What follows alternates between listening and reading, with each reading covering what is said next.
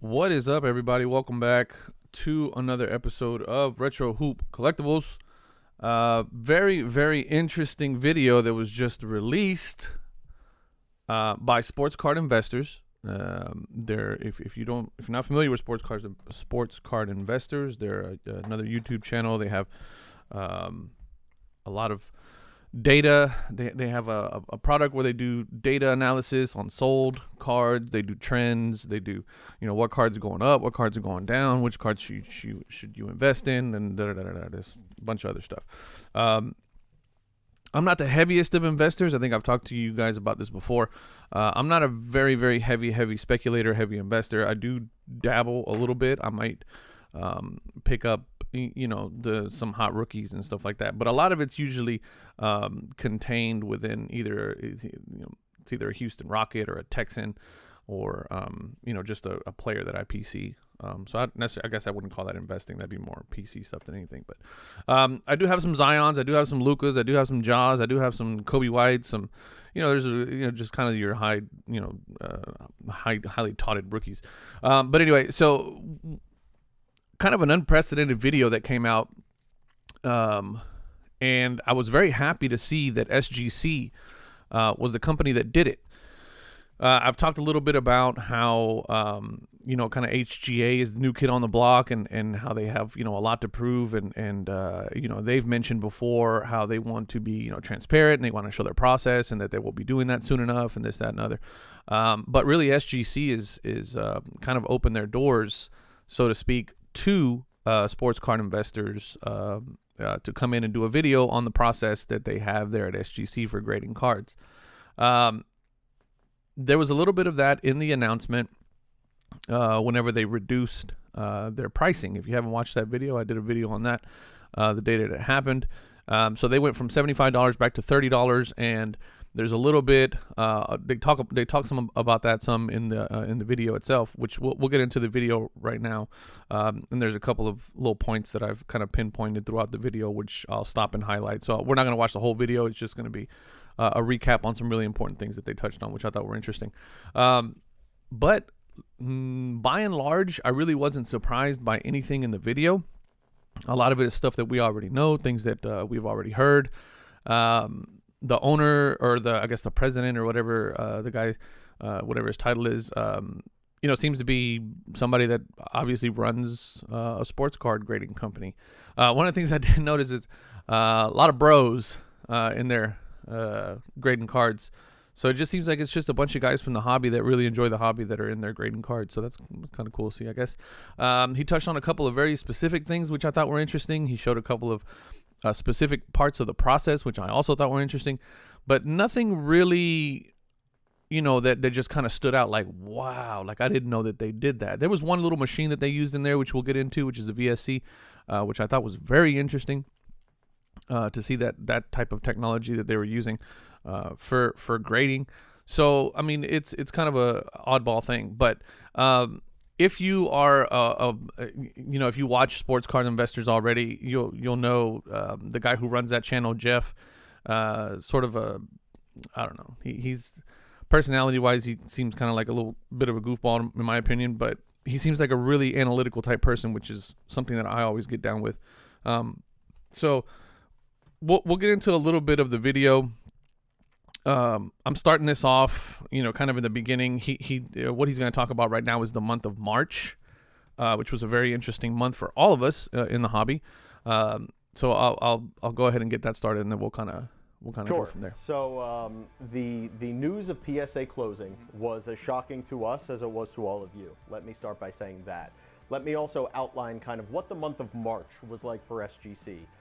Probably my favorite month that I've ever lived through. And the reason is because the amount of cards coming in was so beautifully met by the supply, the amount of cards that we were grading and sending out. It seemed that the customers were really, really comfortable with the new price point, with the new added service level, obviously. And this was in March before SGC shut. So you guys were humming along. You were feeling good. Life was great. Life was great. Life was great. And then PSA. All of a sudden, our demand, which was perfectly met with supply, was just shot literally 5x overnight. And that is something that was quite a challenge. Yeah, so you took, and that was the response. You were worried that you were going to get flooded with cards, or you were getting flooded with cards, right? So I'm going to stop right there for 1 second, and this is kind of where my area of expertise comes in with demand management. So there's been a lot of people in the comments on some of the videos that I've done about SGC and the price raises and the subsequent price reduction, where you guys have said, "Oh, it's just greed. Oh, they're just greedy." And I, in my opinion, my personal opinion, or somewhat professional opinion, I don't necessarily think that greed was the motivator, right? So when it comes to demand management from a company standpoint, if you are going to manage demand, you're going to do it by one of two ways. Either you're going to increase your prices so dramatically that you're going to curb the incoming demand. There is no reason. I mean, SGC for a fact knows that nobody is going to submit a card at $75 a card. They are fully aware that that from an investment standpoint, those of you that are flipping and investing, that it does not make fiscal sense to send them a $10 card, pay $70 to have it graded, and then you turn around and sell it for $30. They know that. And in an effort to deter those of you that are underneath that strategy or using that strategy, they just catapulted their price so that people wouldn't submit anymore. And to me, the timing in which they did that was, one of the comments in the thing was, "Oh, the price increase was a mismanagement, and so is the price reduction." Well, it's either that or they just completely shut the door. Completely. Which they shut the door without actually shutting the door. And so, in my opinion, that's one way to do it, right? Is to just skyrocket your price. So, they either do that or they don't do nothing and get flooded with orders and then become no better than their competition.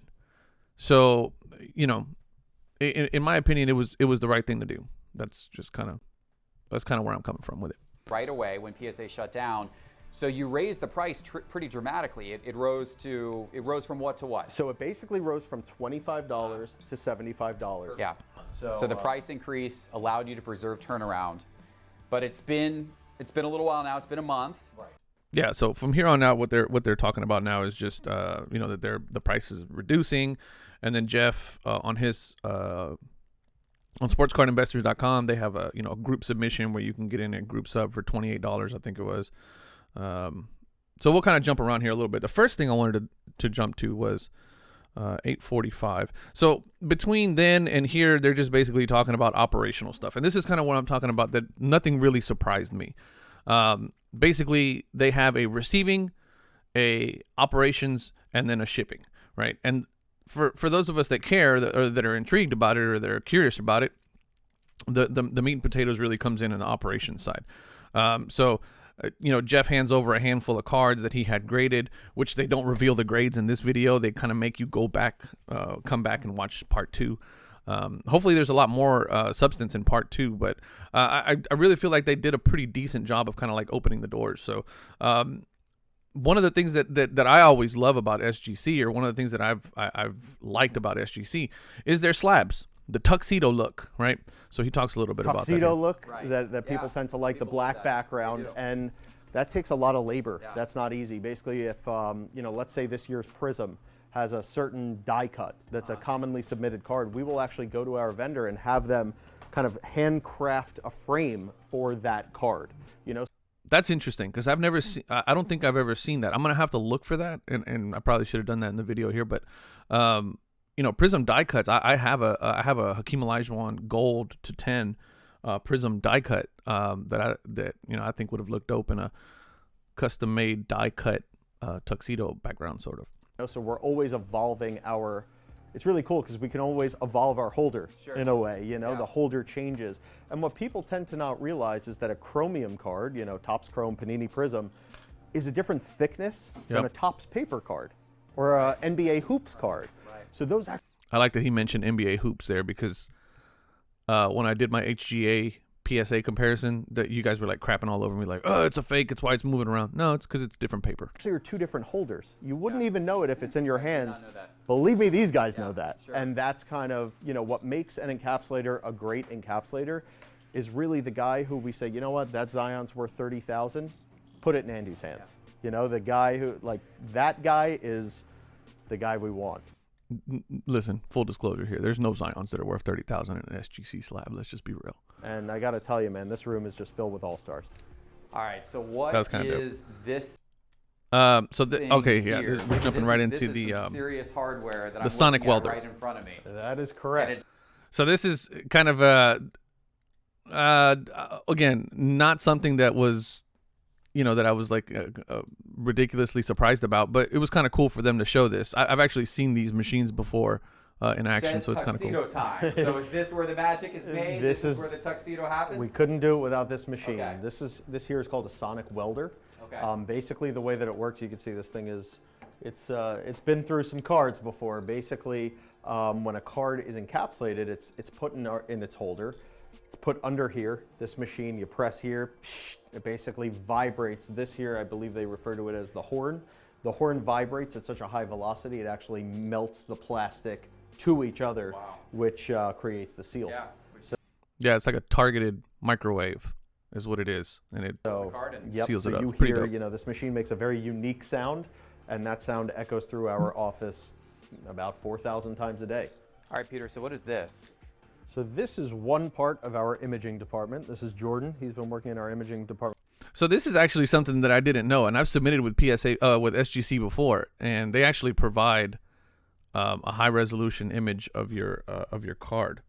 So I'm gonna jump up to 1450 something, where he's talking about backlog. So a lot of what I'm concerned about is, again, same thing that everybody else is concerned about. Price dropped down to $30 a card. You're going to get an influx. You're going to get a big wave and a big influx. You've got, now you're lowering your prices again. You're even offering us better pricing through our Sports Card Investor bulk submission program. So you could get a whole bunch of orders again. Yes. Are you guys ready? I'd say we are ready. We are ready for a whole bunch of orders. He looks mad nervous. A whole bunch of orders times 20, maybe not. Okay. What I can guarantee is we will not make mistakes that were made previously just based on inexperience. We've been through the ringer here. We have a very unique perspective, having kind of lived through it. We know what it's like. We never will allow it to happen again. So what that really translates to is we will accommodate everyone, and we will give them the service that they deserve. But when we do get to the point where, you know what, we can no longer give them the service they deserve simply because we are not ready yet, we will adjust, we will make changes. So we are going to do everything in our power to accommodate everyone.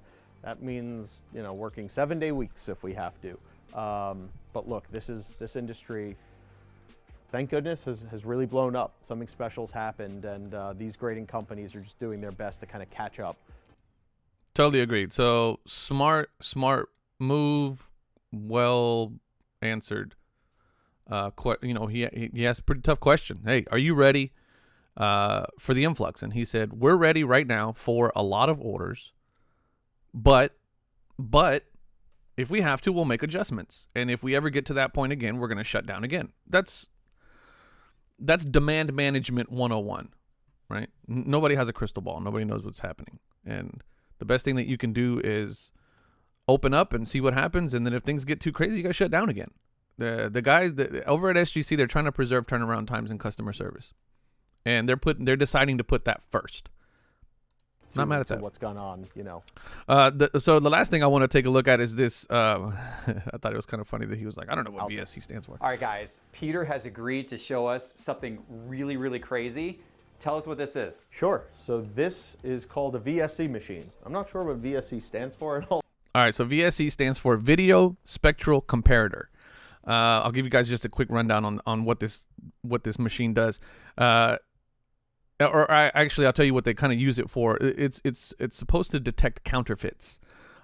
So in currencies, in documents. So if you want to know if somebody has a fake passport, you'll see a lot of these in those of you that travel quite a bit. I used to travel quite a bit for business. You'll see a smaller version of this in airports. So they'll take your passport, they'll kind of slip it underneath this thing, and they'll look for a couple of markers. Some of them are UV lights, but if they ever take you in the back for like secondary check, you'll see some of these things in the back where they'll stick the whole passport underneath one of these machines, and they'll kind of check it and make sure. There's certain little watermarks that they're looking for that are hidden watermarks, that are hard to counterfeit. And it's also used for currency, paper currency to check, currencies and things like that. This is actually a pretty dope machine. I was very impressed to see this level of machine in a card grading company. So this is also kind of a funny thing because Jeff was like trying to grade a card. But this thing is just incredible. And he was I believe we acquired this machine off. right around when I was first hired by SGC. I know it's a very expensive machine, and the thing works magic. And this is used in the grading process when you're trying to make a determination, a detailed determination between different grades. That's correct. So as everyone knows, the alteration of cards is obviously a very impactful issue that's kind of plaguing the hobby right now. And when it comes to our graders, let's say our graders just don't necessarily feel comfortable grading the card numerically because they feel it may be trimmed on a certain side, or the background on a green cob looks oddly colored in, let's say. This is their go-to. This is going to figure it out. All right, show me how this works. You got it. This is kind of dope. We'll just take this. We have a good one here. This is a 1953 Topps Mickey Mantle. Okay. So Jeff, just why don't handling you take a look at Mickey that Mantle card. with no gloves on. Tell me what you think. Maybe you could estimate a grade range. Just eye appeal itself. Yeah, so first of all, it looks pretty decent to me. So before we get into this is kind of people talk about grading, how tough they are with grading and stuff like that. Jeff, and I'd imagine Jeff is a very seasoned guy. He's seen a lot of cards. Obviously, he does a lot of investing. He's seen quite a bit. So his grade versus as you would expect with a vintage card, what they gave it was hilarious. Soft corner down there, a little bit of edging issue. The centering's off a bit, certainly. But honestly, for an older card, it looks pretty solid other than the soft corners and a little bit of the centering. I don't see any type of surface issues. I don't really see any creases. So from that perspective, I don't know. I think it's pretty good. What might this grade like maybe a 6 or a 7 because you got the corner issues, but other than that, no surface issues? Sure. So the reason you're at a 6 or a 7, Jeff, is on the eye appeal of the card. Right. The card presents beautifully. If this card was just as it appears, I would say that this would reach, based on the toning, the corners, everything you touched upon, you're a little high there. Okay. I would probably put this card in the range of somewhere between a 4.5 and a 5. Okay. Okay, but now it's time for the fun part. Okay. So let's stick this into the VSC. Basically, Jeff doesn't know how to grade cards. Okay, so just like that, Whoa. immediately. What is that? That's kind of dope. So here we're seeing either, I would probably call that more of a wrinkle than a crease. I didn't see that on the card. So like I said, Jeff, I estimated this grade without these issues somewhere between a 4.5 and a 5. If this specific card went out in an SGC 4.5 or a 5, that would be a completely inappropriately graded card. Wow, so this card's actually going to grade a lot lower because it's got some wrinkles, some creases, some issues that might not even be detected. But when you put it in here, you can see they clearly exist. So who's this lady over here? She looks important. Good. I thought that was dope. This is Jody. She looks like she's in charge. Yeah, Jody is corporate. So I mean, that's pretty much kind of the highlights, in my opinion, of the video. I think nothing but good can come of SGC kind of opening the doors on a platform as big as Sports Card Investors website or YouTube page. Man, like I said, nothing a whole lot that really jumped out at me that I was like, oh man, that's new. The VSC machine obviously was something that was surprising. But overall, it's just a bunch of guys grading cards in rooms, encapsulating them. They have a pretty cool sonic welder, which is not really anything high tech. But I mean, they're trying to make sure that they put customer service first, and I'm not mad at that at all. I mean, it's one of those things where you have to make a determination. What's going to be your thing? And SGC has decided that turnaround times and customer service is going to be their thing. And they're making sure that everything that they do from an operational standpoint, meets that. And so mad respect to them. Peter Steinberg is the guy's name. I was trying to remember what the hell his name was. He seems like a regular old bro. I don't know. I just, this, for me, you guys know I was already a SGC fan. I send all my cards there for grading, back to the $30, $25, or anywhere between $25 and $28 for group submissions. So I'm back in the mix. I'm already locking and loading my next submission, which I'll do a video on. But leave me a comment down below. Let me know what you think about this video. If you haven't watched it, I'll link it in the description. You guys can go watch the whole video. Again, I just kind of touched on the kind of what I felt were the important parts of the things that stood out for me. But very happy to see them opening the doors, kind of peeling back the screens and showing everybody what's going on, because I don't think any other company has done that. I don't know if PSA has done that. I don't think they have. BGS or any of the other companies haven't really shown everybody kind of what goes on, and smart move on their end. I feel so. Leave me a comment. Let me know what you think. Let me know. I'll link the video. And hit the like and subscribe and do all that good stuff. I'm really bad at asking for that, but you know, we've been growing significantly. The channel has grown significantly over the last month or two, so I really appreciate you guys' support and stuff like that. So if you like this kind of content, hit the like button, hit the subscribe button, hit your notification bells, because I do a lot, at least 3 videos a week, unless there's some breaking news in which I'll jump in and do a video. So thanks for watching. I appreciate y'all. Love y'all. Peace.